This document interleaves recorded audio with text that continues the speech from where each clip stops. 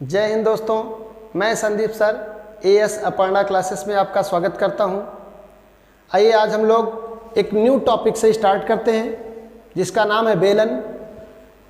और इस तरह से हम लोग आज बेलन पढ़ेंगे बेसिक से कि कितना भी कमज़ोर छात्र क्यों ना हो, कितना भी कमज़ोर छात्र क्यों ना हो, अगर आज का वीडियो देखेगा तो पक्का प्रॉमिस करता हूं कि उसे आज के बाद बेलन में कभी कोई समस्या नहीं होगी। क्योंकि हम लोग बेलन को डायरेक्ट कोई प्रश्न से ना स्टार्ट करके हम लोग बेसिक से स्टार्ट करेंगे और सबसे पहले देखेंगे फार्मूला कैसे बनता है। और बेलन के जो क्वेश्चन होते हैं, जो प्रश्न आते हैं एग्जाम में, वहाँ पर हम प्रश्न तो लगा लें, लेकिन सबसे बड़ी समस्या आती है कि हम लोग फार्मूला भूल जाते हैं। और फार्मूला ही सबसे बड़ी चीज़ होती है। आइए देखते हैं। आइए देखिए आज हम कैसे फार्मूले को रटेंगे, इसको देखेंगे और याद करें। देखिए ये एक है बेलन, ये बेलन है, ये देखिए एक बेलन है, ये इसे बेलन कहते हैं। मतलब जैसे कोई नहर में हो, कहीं कोई नाले में हो, जो पाइप लगाई जाती है जिसे गांव की भाषा में बम्बी बोलते हैं, तो जो पाइप लगाई जाती है वो बेलन है। और उसमें क्या क्या होता है, कौन कौन सा क्षेत्र होता है, कौन कौन सा एरिया होता है, क्या क्या होता है, आइए देखते हैं। उसमें दो तीन चीज़ें ज़्यादा आवश्यक होती हैं। तो दो तीन चीज़ें बहुत आवश्यक होती हैं। क्या क्या? तो देखिए ये एक बेलन है। आइए आप लोगों को प्रैक्टिकल देखते हैं। ये देखिए ये एक बेलन है, हम लोगों ने ये देख लिया, ये बेलन है। अब बेलन में क्या क्या बना भाई, इसके पहले हम लोगों ने देखा था। तो बेलन में सबसे पहले हम लोगों को चाहिए परिधि। बेलन की परिधि क्या है? परिधि का मतलब क्या है? किसकी परिधि? बेलन की परिधि। तो बेलन की टोटल परिधि नहीं होती, परिधि मात्र वहां पर होती है जहां पर गोलाई होती है, ये आधार होता है, इसे आधार बोलते हैं। इसका मतलब परिधि तो कहाँ की परिधि? बेलन के आधार की परिधि। ये परिधि क्या होता है? बेलन के आधार। ठीक है, तो बेलन के आधार की परिधि। ये बेलन के आधार क्या है? आइए हम लोग देखते हैं। अगर आधार किसे कहते हैं? जिस पर बेस टिका होता है, बेस को ये आधार कहते हैं। मतलब नीचे का एरिया। अगर ये ऐसे है कॉपी, अगर हम ऐसे कोई बम्बी होती है, ऐसे पाइप होती है, ऐसे खड़ी कर देते हैं, कहने का मतलब इसका आधार ये हुआ। तो आधार की परिधि, ये पूरा बेलन है। और बेलन खड़ा किस पर है? इस वाले कोनट पर खड़ा हुआ है। जब इस वाले किनारे पर हमने इसको खड़ा कर दिया, इसका मतलब ये इसका आधार हो गया। तो बेलन के आधार की परिधि, परिधि किसकी? बेलन के आधार की। तो हमने इसके पहले आप लोगों को वृत्त पढ़ाया है। तो बेलन के आधार की परिधि क्या होती है? 2 पाई r। क्यों? क्योंकि यहाँ पर ये केंद्र होता है, ये त्रिज्या होती है। ये केंद्र होता है, ये त्रिज्या होती है r। ठीक है, तो बेलन के आधार की परिधि 2 पाई r होती है। और बेलन के आधार का क्षेत्रफल, क्षेत्रफल देखते हैं किसका? फिर वही बात, बेलन के आधार का क्षेत्रफल, इसके अंदर का क्षेत्रफल का मतलब ये कितनी गैपिंग है, ये वाला अंदर, ये वाला अंदर, ये जितना मोटा इतना गैपिंग है, जितना मोटा होल है, ये बेलन के आधार का क्षेत्रफल है। ये तो क्षेत्रफल का मतलब ये वाला एरिया, ये वाला अंदर का एरिया, ये। तो बेलन के आधार का क्षेत्रफल क्या होता है? पाई r स्क्वायर। क्यों? क्योंकि एक वृत्त ये बन रहा है, एक ये वृत्त बन रहा है। तो बेलन के आधार का क्षेत्रफल होता है पाई r स्क्वायर, और बेलन के आधार की परिधि 2 पाई r। चूंकि बॉर्डर होती है 2 पाई r, और अंदर का होता है ये क्षेत्रफल। ये आपका क्षेत्रफल है, और ये क्या है? 2 पाई r। परिधि क्या है? ये परिधि। और ये क्या है? क्षेत्रफल पाई r स्क्वायर। आइए देखते हैं। इसी से अगर इतना हमको पता है तो हम आप जानते हैं कि यहाँ पर भी एक केंद्र होगा, इस किनारे पर भी, और दोनों को मिला देते हैं। ये हो गया यच। क्या हो गया? यच। यच का मतलब ऊंचाई। भाई बेलन कैसे बनाएंगे? जैसे ये अंगूठी है, अगर अंगूठी कोई रिंग है तो इसमें कहाँ ऊंचाई है? और जैसे ही ऊंचाई जोड़ देते हैं ये एक बेलन बन जाता है। वरना अगर एक इसका किनारा काट लिया जाए तो ये होगा क्या? वृत्त। और जैसे ही ऊंचाई शामिल कर दिया जाए ये बन गया क्या, बेलन। तो बेलन का आधार का क्षेत्रफल अगर देखा जाए तो पाई आर स्क्वायर होता है और बेलन की परिधि क्या होती है, 2 पाई आर। अब बात आती है बेलन का आयतन क्या होता है, बेलन का आयतन। तो हम लोग देखें तो बेलन का आयतन क्या होता है। देखिए फार्मूला कैसे हम लोग ज्ञात करेंगे भाई, ये पाई आर स्क्वायर होता है, आयतन का मतलब इसके अंदर का होल, और ये अंदर वाला भी मैंने कहा पाई आर स्क्वायर, ये है देखिए क्षेत्रफल पाई आर स्क्वायर, और अंदर जितने इसकी ऊंचाई होगी वहाँ तक हम ले लेंगे तो हो जाएगा क्या, पाई आर स्क्वायर एच हो गया। ये किसका हो गया, बेलन का आयतन। मतलब इसके अंदर जो गैपिंग है, कितना एरिया इसके अंदर अगर इधर से हम बंद कर दें और इसमें पानी भरें तो जितना पानी भरा जाएगा वह बेलन का आयतन कहलाएगा। इसका मतलब है इसके अंदर का होल जो होता है वही बेलन का क्या कहलाता है, आयतन कहलाता है। और फिर एक फार्मूला और होता है, बेलन का वक्र पृष्ठ क्या होता है, बेलन का वक्र पृष्ठ। वक्र पृष्ठ क्या है, वक्र पृष्ठ का मतलब हुआ है बाहर बाहर लपेटा जाए। अगर हम इसको अगर बाहर बाहर लपेटें तो इधर होल है, इधर लपेटा नहीं जा सकता, इधर होल है लपेटा नहीं जा सकता, कुल मिला करके यहाँ से लेकर के ऐसे लपेटा जाएगा।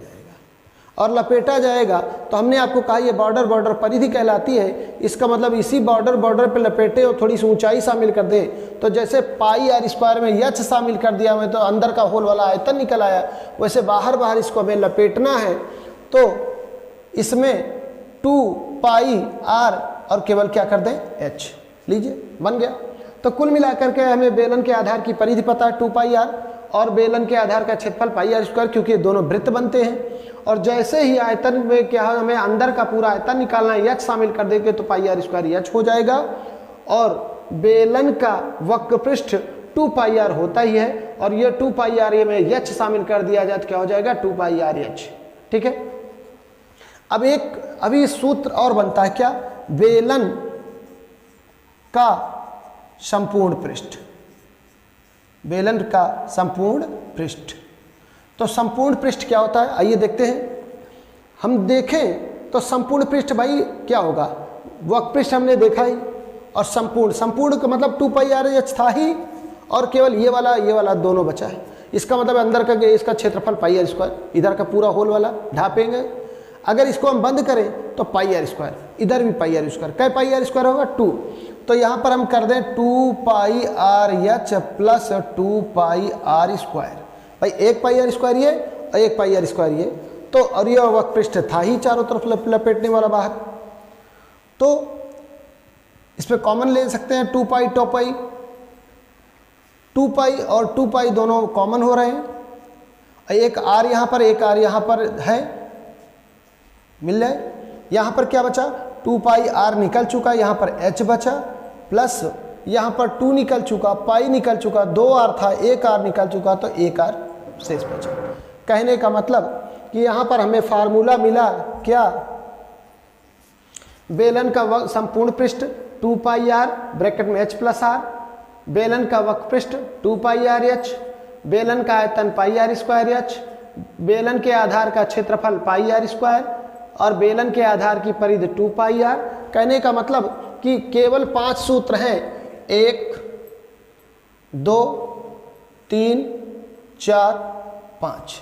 और अगर इतने पांचों सूत्र आज वाले वीडियो में हम लोग आज के सेशन में अगर अच्छे से समझ लिए तो इससे बनने वाला कितना भी क्यों ना कठिन से कठिन प्रश्न बनाए, ये हम लोगों को आसानी से समझ में आ जाएगा।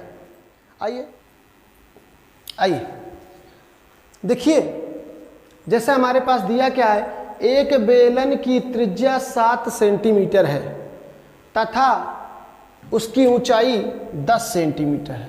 हम आप देखें तो ये 10 सेंटीमीटर क्या है, ऊंचाई है, और ये 7 सेंटीमीटर क्या है भाई, ये त्रिज्या है। बस हम जानते हैं कि पूरे के पूरे बेलन के प्रश्न में कोई भी प्रश्न लगाएं हमें 2 चीज़ पता होनी चाहिए, नंबर 1 त्रिज्या, नंबर 2 ऊंचाई। और अगर हमारे पास देखिए यहाँ पर त्रिज्या है, यहाँ पर ऊंचाई है, तो पूछ क्या सकता है भाई? पूछ सकता है, पहला पूछ सकता है बेलन के आधार की परिधि। क्या पूछ सकता है? बेलन के आधार की परिधि। तो बेलन के आधार की परिधि क्या होती है? 2 पाई आर। 2 पाई आर तो हम रख दें, दिक्कत किस बात की? 2 गुणे पाई का मान 22/7 गुणे आर का मान क्या दिया हुआ है? 7। 7 से 7 कटा, 22 दूना क्या हो गया? 44 सेंटीमीटर हो गया। अब दूसरी बात आती है, और क्या पूछ सकता है बेलन से? तो बेलन से आधार की परिधि पूछेगा, और उसके बाद बेलन के आधार का क्षेत्रफल। तो जब क्षेत्रफल पूछेगा तो इसका सूत्र क्या होता है? Pi r square. पाई का मान 22/7 गुणे आर का मान क्या होगा? आर का मान 7 है, 7 की पावर 2 है, तो 7 का स्क्वायर, मतलब 7 कई बार लिख देंगे? 2 बार, तो 7 गुणे 7, 7 से 7 कटा, तो 22 सत्ते 154 वर्ग सेंटीमीटर हो गया। तीसरा प्रश्न क्या पूछ सकता है? बेलन का आयतन। बेलन का आयतन पूछ सकता है।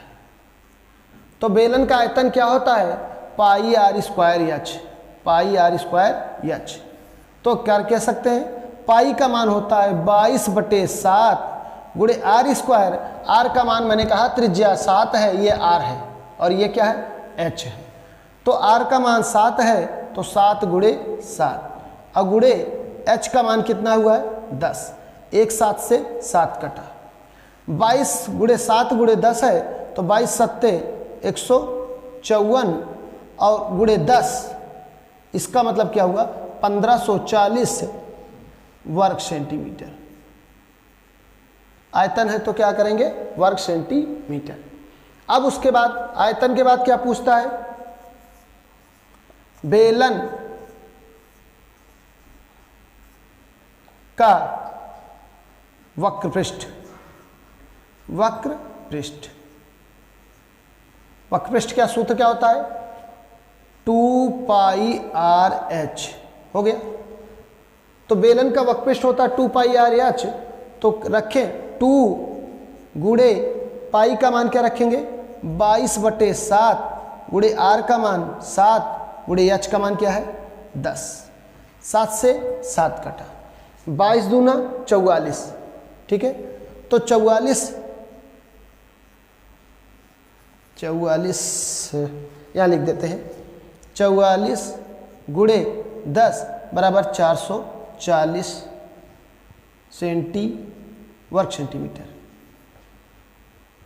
वर्ग सेंटीमीटर, ठीक है। अब बात आती है, कभी एक बचा है और काम, बेलन का संपूर्ण पृष्ठ। यहां पर लिख दे रहे हैं बेलन का संपूर्ण पृष्ठ। संपूर्ण पृष्ठ तो अभी हम लोगों ने देखा था 2 पाई आर ब्रैकेट में एच प्लस आर। 2 गुणे पाई का मान 22/7 गुणे आर का मान है 7, ब्रैकेट में एच का मान क्या माना है भाई? 10 और प्लस 7। तो ये 7 से 7 कटा, 22 दूना क्या होगा? 22 दूना 44 और गुणे 10 7 17, गुणा कर दीजिए। 17 चौको 68 के 8 हासिल 6 और 17 चौको 68, 68 2 70 4 74, क्या हो गया? 748 सेंटीमीटर हो गया। इस तरह से अगर हम लोगों ने इसको देखिए, आप यहाँ ये 5वां नंबर था। कहने का मतलब कि एक बेलन की अगर त्रिज्या दी गई है और ऊंचाई दी गई है तो उसका कोई भी क्वेश्चन हम लोगों से बच नहीं सकता। कब? यदि हम सूत्र पे मान रखना जानते हैं और हमें सूत्र पता है तब। तो पहला सूत्र क्या था? बेलन के आधार की परिधि। दूसरा क्या पूछ सकता है? बेलन के आधार का क्षेत्रफल। तीसरा क्या पूछ सकता है? बेलन का आयतन। चौथा क्या पूछ सकता है? बेलन का वक्र पृष्ठ। और पांचवा क्या पूछ सकता है? बेलन का संपूर्ण पृष्ठ। 5 सूत्र अगर हम लोगों को पता है तो कोई भी क्वेश्चन हो, कितना भी कठिन प्रश्न क्यों ना हो, आसानी के साथ लग जाएंगे। आइए दूसरा प्रश्न देखते हैं। आइए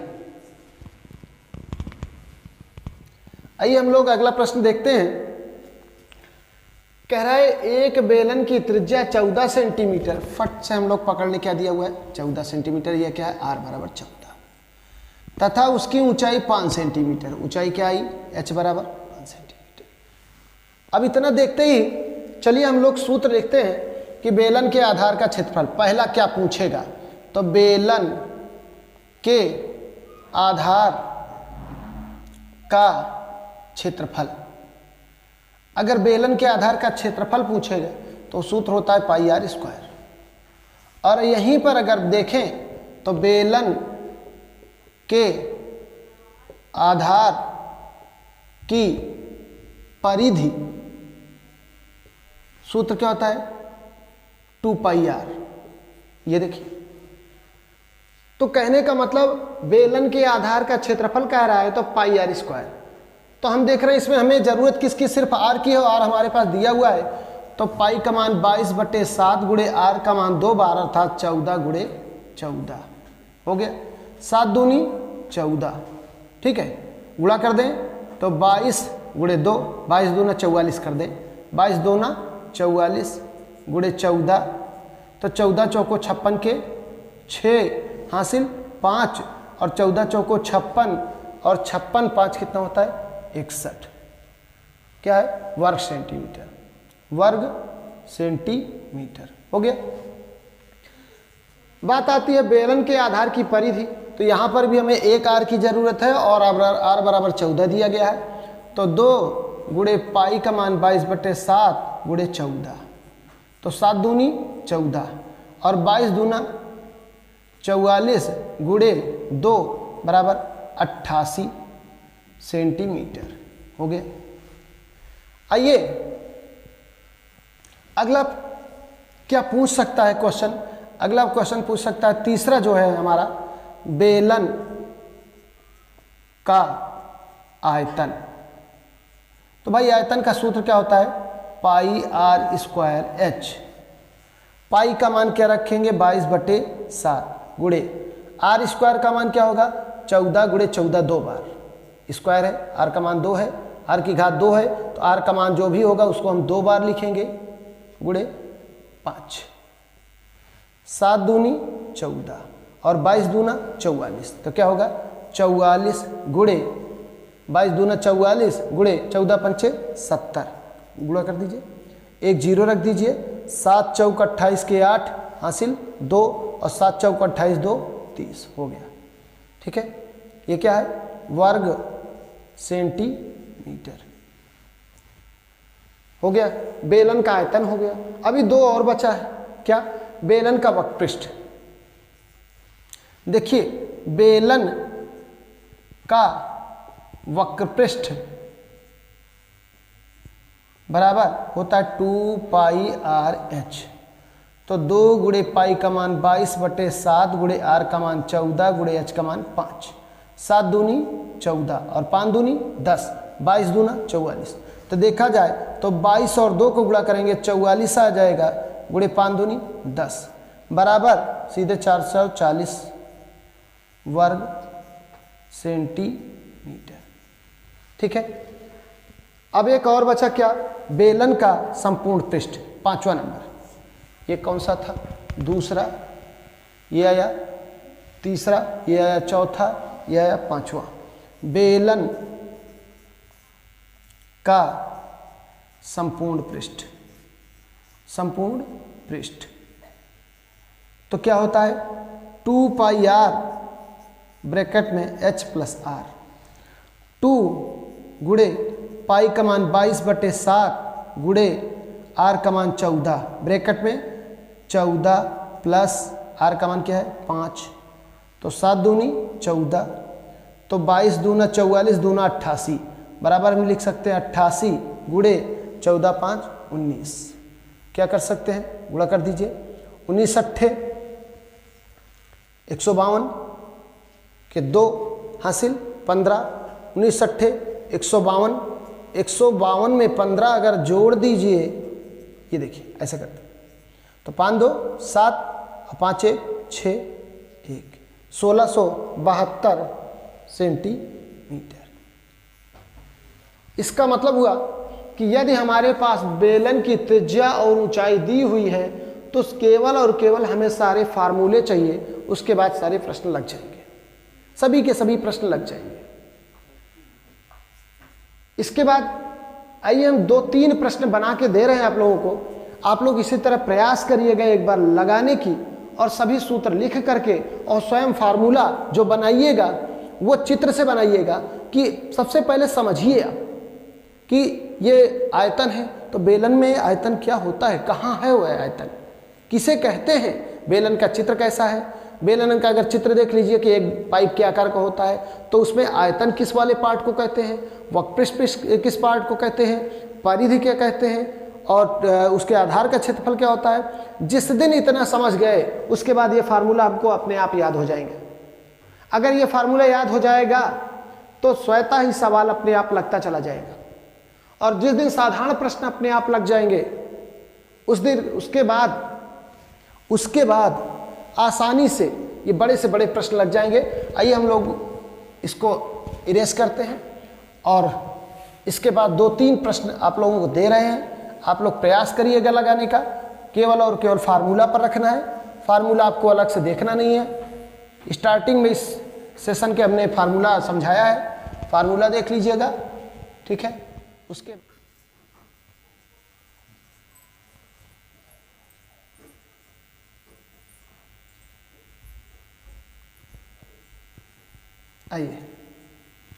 आइए देखते हैं, हम लोग 2 प्रश्न यहाँ पर सॉल्व करेंगे, और देखा जाए तो है तो ये 2 प्रश्न, लेकिन अपने आप में 10 प्रश्न हैं, और ये हमें पूरा का पूरा इससे बेस पकड़ा देगा। कैसे कह रहा है, एक बेलन की त्रिज्या 7 सेंटीमीटर तथा ऊंचाई